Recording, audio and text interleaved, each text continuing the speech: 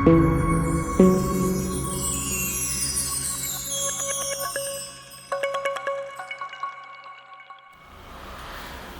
ಸ್ನೇಹಿತರೆ, ಎಕ್ಸೆಲ್ ಶಾಲೆಗೆ ತಮ್ಮೆಲ್ಲರಿಗೂ ಸ್ವಾಗತ. ನಾನು ನಿಮ್ಮ ಕನ್ನಡದ ಹುಡುಗ ಪ್ರದೀಪ್.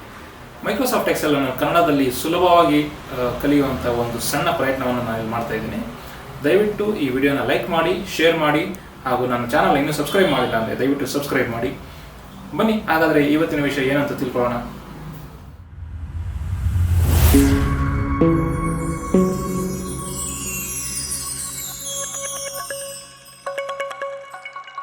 ನಮಸ್ಕಾರ ಸ್ನೇಹಿತರೆ, ಇವತ್ತಿನ ವಿಡಿಯೋದಲ್ಲಿ ನಿಮಗೆ ಎಕ್ಸೆಲ್ ಸಾರ್ಟಿಂಗ್ ಬಗ್ಗೆ ತಿಳಿಸ್ಕೊಡ್ತೀನಿ.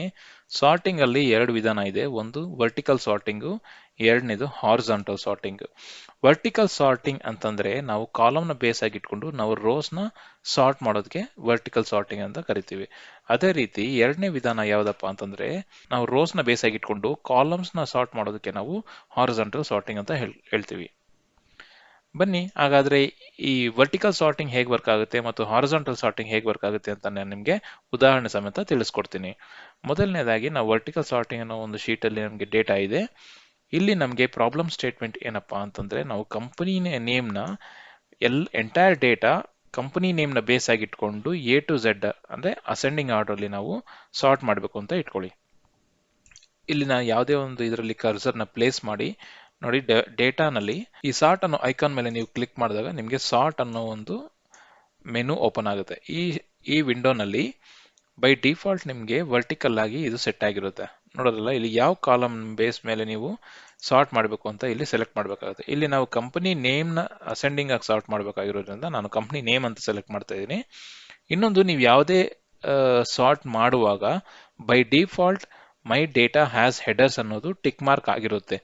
ಯಾಕಂದ್ರೆ ಎಕ್ಸೆಲ್ಗೆ ಮೊದಲನೇ ರೋ ಬಂದ್ಬಿಟ್ಟು ಹೆಡರ್ಸ್ ಇದೆ ಅಂತ ಅದು ಅಂಡರ್ಸ್ಟ್ಯಾಂಡಿಂಗ್ ಬೇಸಿಸ್ ಮೇಲೆ ಅದು ಟಿಕ್ ಮಾರ್ಕ್ ಆಗಿರುತ್ತೆ. ಇನ್ ಕೇಸ್ ನಿಮ್ಗೆ ಎಕ್ಸೆಪ್ಷನ್ ಇತ್ತು ಅಂತಂದ್ರೆ, ಇನ್ ಕೇಸ್ ನಿಮ್ ಡೇಟಾನಲ್ಲಿ ಹೆಡರ್ಸ್ ಇಲ್ಲ ಅಂತಂದ್ರೆ ನೀವು ಇದನ್ನ ಅನ್ಚೆಕ್ ಮಾಡಿ.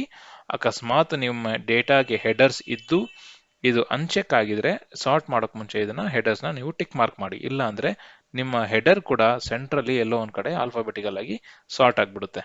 ನೋಡಿದ್ರಲ್ಲ, ನಾನು ಇಲ್ಲಿ ಕಂಪ್ನಿ ನೇಮ್ ಸೆಲೆಕ್ಟ್ ಮಾಡ್ಕೊಂಡಿದ್ದೀನಿ. ಇಲ್ಲಿ ಆರ್ಡರ್ ಬಂದ್ಬಿಟ್ಟು ಎ ಟು ಝೆಡ್ ಅಂದ್ರೆ ಅಸೆಂಡಿಂಗ್. ಸೊ ಸೆಲೆಕ್ಟ್ ಆಗಿದೆ, ನಾನು ಓಕೆ ಮಾಡ್ತೀನಿ. ನೋಡಿ, ಎಂಟೈರ್ ಡೇಟಾ ಈಗ ನಮಗೆ ಆಲ್ಫಾಬೆಟಿಕಲ್ ಆರ್ಡರ್ ಅಲ್ಲಿ ನಮಗೆ ಸಾರ್ಟ್ ಆಗೋಯ್ತು. ಸೊ ಇದು ವರ್ಟಿಕಲ್ ಸಾರ್ಟಿಂಗ್. ಇದರಲ್ಲಿ ನೀವು ಮಲ್ಟಿಪಲ್ ಲೆವೆಲ್ಸ್ ಕೂಡ ನೀವು ಆಡ್ ಮಾಡಿಕೊಂಡು ಸಾರ್ಟ್ ಮಾಡ್ಕೊಬಹುದು. First company name A to Z, ಅದಾದ್ಮೇಲೆ employee number, alphabet smallest to largest, ಈ ತರ ಮಲ್ಟಿಪಲ್ ಲೇಯರ್ಸ್ ಕೂಡ ನೀವು ಈ ಸಾರ್ಟಿಂಗ್ ಅಲ್ಲಿ ಆಡ್ ಮಾಡ್ಕೊಬಹುದು.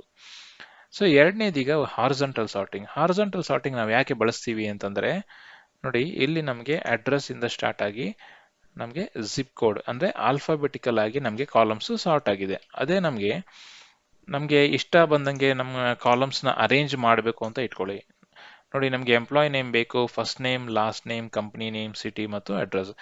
ಇದು ನಮಗೆ ಬೇಕಾಗಿರೋ ಕಾಲಮ್ಸ್ ಇಲ್ಲಿ ವರ್ಟಿಕಲ್ ಸಾರ್ಟಿಂಗ್ ಅನ್ನೋ ಡೇಟಾನಲ್ಲಿ ಜಂಬಲ್ ಆಗಿದೆ. ಆದರೆ ನಾವು ಇಲ್ಲಿಂದ ಕಾಪಿ ಪೇಸ್ಟ್ ಮಾಡಬೇಕು ಅಂತಂದ್ರೆ ನಮ್ಗೆ ಇದು ತುಂಬಾನೇ ಕಷ್ಟದ ಕೆಲಸ. ಯಾಕಂದ್ರೆ ನೋಡಿ, ಫಸ್ಟ್ ಎಂಪ್ಲಾಯ್ ನಂಬರ್ನ ಕಾಪಿ ಮಾಡಬೇಕು, ಆಮೇಲೆ ಫಸ್ಟ್ ನೇಮ್, ಲಾಸ್ಟ್ ನೇಮ್, ಮತ್ತೆ ರಿವರ್ಸ್ ಬಂದು ಕಂಪನಿ ನೇಮು, ಸಿಟಿ ಮತ್ತೆ ಅಡ್ರೆಸ್. ಸೊ ಇದರಲ್ಲಿ ನಮಗೆ 4ರಿಂದ 5 ಕಾಲಮ್ ಇರುವಾಗ ಇದು ಯಾವಾಗಾದ್ರು ಅಡ್ ಹಾಕ್ ಮಾಡ್ತಾ ಇದೀವಿ ಅಂತಂದ್ರೆ, ಯಾವಾಗಾದ್ರು ಒಂದ್ಸಲಿ ನಾವು ಈ ತರ ಕೆಲಸ ಮಾಡ್ತಾ ಇದೀವಿ ಅಂತಂದ್ರೆ ಒನ್ ಟೈಮ್ ಇದು ಮಾಡ್ಬೋದು. ಆದ್ರೆ ನಾವು ಡೈಲಿ ನಾವು ಈ ತರ ಡೇಟಾ ಅರೇಂಜ್ ಮಾಡ್ತಾ ಇದೀವಿ ಅಥವಾ ಸುಮಾರು 100 ಕಾಲಮ್ಸ್ನ ನಾವು 1 by 1 ಕಾಪಿ ಪೇಸ್ಟ್ ಮಾಡ್ತಾ ಇದೀವಿ ಅಂದ್ರೆ ಇದು ತುಂಬಾನೇ ಕಷ್ಟದ ಕೆಲಸ. ಅಂತ ಕಷ್ಟದ ಕೆಲಸನ ಸಿಂಪಲ್ ಆಗಿ ನಾವು ಹೇಗೆ ಮಾಡಬಹುದು ಅಂತಂದ್ರೆ ಅದಕ್ಕೆ ಒಂದು ಸೊಲ್ಯೂಷನ್ ಹಾರಿಜಾಂಟಲ್ ಸಾರ್ಟಿಂಗ್. ಅದು ಹೇಗೆ ಅಂತ ನಾನು ನಿಮ್ಗೆ ಇಲ್ಲಿ ಹೇಳ್ಕೊಡ್ತೀನಿ. ನೋಡಿ, ಮೊದಲಿಗೆ ಎಲ್ಲಿ ಡೇಟಾ ಇದೆಯೋ ಆ ಡೇಟಾನಲ್ಲಿ ನೀವು ಟಾಪ್ ಅಲ್ಲಿ ಒಂದು ರೋನ ಆಡ್ ಮಾಡಿ. ಇಲ್ಲಿರೋ ಒಂದು ಕಾಲಮು ನಮಗೆ ಬೇಕಾಗಿರುವಂತಹ ಒಂದು ಕಾಲಮ್ ನಲ್ಲಿ ಯಾವ ಪೊಸಿಷನ್ ಅಲ್ಲಿ ಇದೆ ಅಂತ ನಾವು ತಿಳ್ಕೊಬೇಕು. ಈ ಹಿಂದೆ ನಾನು ಮ್ಯಾಚ್ ಅನ್ನೋದ್ರ ಬಗ್ಗೆ ಒಂದು ವಿಡಿಯೋ ಮಾಡಿದ್ದೆ. ಆ ವಿಡಿಯೋ ನೋಡಿದ್ರೆ ನಿಮ್ಗೆ ಡೈನಮಿಕ್ ಆಗಿ ಇಲ್ಲಿ ನಂಬರ್ಸ್ ನ ಅಲಾಟ್ ಮಾಡೋದು ಈಸಿ ಆಗಿಬಿಡುತ್ತೆ. ನೋಡಿ, ಇನ್ನೂ ಒಂದ್ಸಲಿ ನಿಮ್ಗೆ ಹೇಳ್ತೀನಿ. Is equal to match lookup value. ಈ ಕಾಲಮ್ ಹೆಡರ್ ಬಂದು ನಮಗೆ ಬೇಕಾಗಿರುವಂತಹ ಒಂದು ಕಾಲಮ್ ಹೆಡರ್ಸ್ ಅಲ್ಲಿ ಎಷ್ಟನೇ ಪೊಸಿಷನ್ ಅಲ್ಲಿ ಇದೆ. ಸೊ ನೋಡಿ, ನಾನು ಸೆಲೆಕ್ಟ್ ಮಾಡ್ಕೊತೀನಿ, F4 ಮಾಡಿ ಫ್ರೀಸ್ ಮಾಡಿ ಎಕ್ಸಾಕ್ಟ್ ಮ್ಯಾಚ್ 0 ಕೊಟ್ಟು ಎಂಟರ್ ಮಾಡ್ತೀನಿ. ನೋಡಿ, ಅಡ್ರೆಸ್ ಅನ್ನೋ ಒಂದು ಕಾಲಮ್ ನಮಗೆ ಬೇಕಾಗಿರುವಂತ ಕಾಲಮ್ ಲಿಸ್ಟ್ ಅಲ್ಲಿ 6ನೇ ಕಾಲಮ್ ಅಲ್ಲಿ ಇದೆ, 6ನೇ ಪೊಸಿಷನ್ ಅಲ್ಲಿ ಇದೆ. ಅದೇ ರೀತಿ ನೀವು ಇದನ್ನ ಡ್ರ್ಯಾಗ್ ಮಾಡ್ತಾ ಹೋಗಿ ರೈಟ್ ಸೈಡ್ಗೆ. ನೋಡಿ, ಇದರಲ್ಲಿ ನಮಗೆ ಟೋಟಲ್ ಆಗಿ 6 ನಂಬರ್ಸ್ ಹೈಲೈಟ್ ಆಯ್ತು. ಯಾಕಂದ್ರೆ ನಮ್ಗೆ ಬೇಕಾಗಿರೋದು 6 ಕಾಲಮ್ ಮಾತ್ರನೇ, ಮಿಕ್ಕಿದೆಲ್ಲ ಅಲ್ಲಿ ಇಲ್ಲದೆ ಇರೋದ್ರಿಂದ ಹ್ಯಾಶ್ ಎನ್ನೇ ಬಂದಿದೆ. ಓಕೆ, ಸೊ ಹ್ಯಾಶ್ ಎನ್ನೇ ಬಂದರೂ ಪರವಾಗಿಲ್ಲ.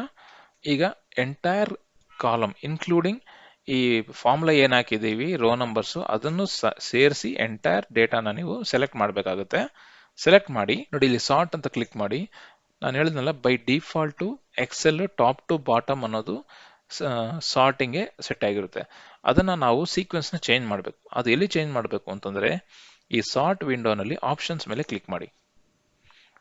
ಆಪ್ಷನ್ಸ್ ಮೇಲೆ ಕ್ಲಿಕ್ ಮಾಡಿ ಸಾರ್ಟ್ ಲೆಫ್ಟ್ ಟು ರೈಟ್ ಅನ್ನೋ ಒಂದು ರೇಡಿಯೋ ಬಟನ್ ಚೆಕ್ ಮಾಡಿ, ಕ್ಲಿಕ್ ಮಾಡಿ ಓಕೆ ಮಾಡಿ. ಈಗ ನಿಮಗೆ ನೋಡಿ, ಈ ರೋ ಕೂಡ ಇನ್ಕ್ಲೂಡ್ ಆಗುತ್ತೆ.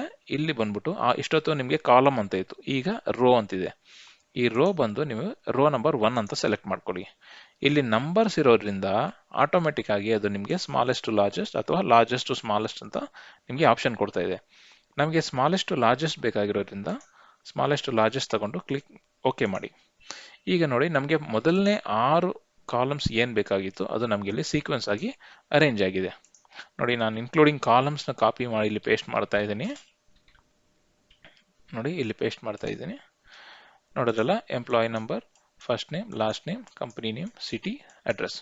ಸೊ ಈ ತರ ನೀವು ಯಾವುದೇ ಒಂದು ಡೇಟಾನ ಅರೇಂಜ್ ಮಾಡಬೇಕು ಅಂತಂದ್ರೆ ಕ್ವಿಕ್ ಆಗಿ ನೀವು ಒಂದು ರೋನ ಆಡ್ ಮಾಡಿಕೊಂಡು ನಿಮ್ಮ ಡೇಟಾ ಎಲ್ಲಿದೆಯೋ ಆ ಡೇಟಾಗೆ ಮೇಲೆ ಒಂದು ರೋ ಆಡ್ ಮಾಡಿ ಮ್ಯಾಚ್ ಫಂಕ್ಷನ್ ಇಂದ ಆ ಕಾಲಮ್ನ ಪೊಸಿಷನ್ ನಂಬರ್ನ ಇಲ್ಲಿ ತಗೊಂಡ್ಬಂದು ಆಮೇಲೆ ಇದನ್ನ ನೀವು ಎಂಟೈರ್ ಟೇಬಲ್ನ ಸಾರ್ಟ್ ಮಾಡಿ ಕ್ವಿಕ್ ಆಗಿ ಕಾಪಿ ಪೇಸ್ಟ್ ಮಾಡ್ಬೋದು.